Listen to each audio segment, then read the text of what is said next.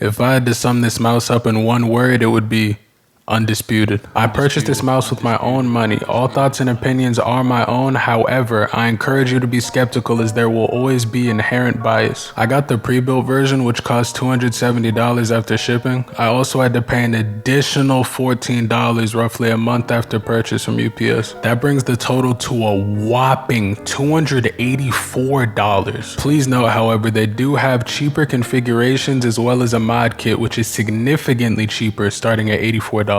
For this price, you could buy a Hall Effect keyboard, artisan mouse pad, and a mouse of your choice with money to spare. An example would be the Fun 60, let's say a Artisan Zero XXL, and a Super Strike, for instance. But realistically, this is an enthusiast product, and people buying this are looking for something that can't be found anywhere else on the market. The Pulse 2.0 is a 3D printed OP1 8K V2. They managed to get the weight down from 50 grams to 32. I was very apprehensive of it being 3D printed. My concerns were completely unwarranted. I've had no issues with flex or creaking. Embarrassingly, I did drop it and I thought it was fucking over. The bottom of the mouse slightly detached, but I just popped it back into place and it was fine. The sensor was unaffected and it's working like the day I got it. They have the Smoothie skates rated as a 9 out of 10 speed, which is even higher than the Jades. Whether or not they are objectively faster is unknown to me, but they are significantly smoother.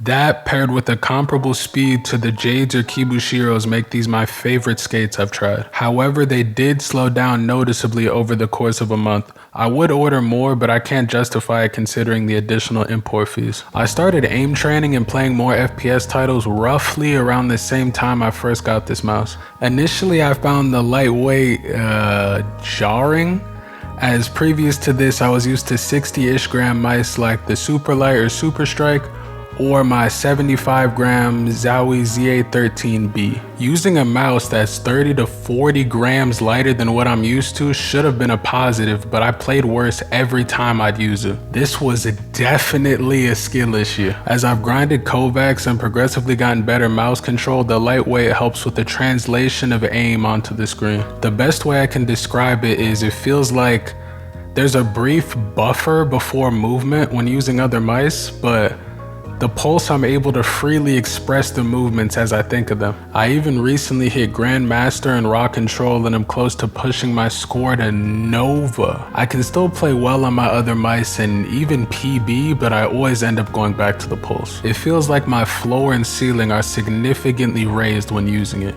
Even though the shape isn't my favorite, the weight makes that much of a difference in my consistency and by extension my peaks. Also, the cable is a work of art, man.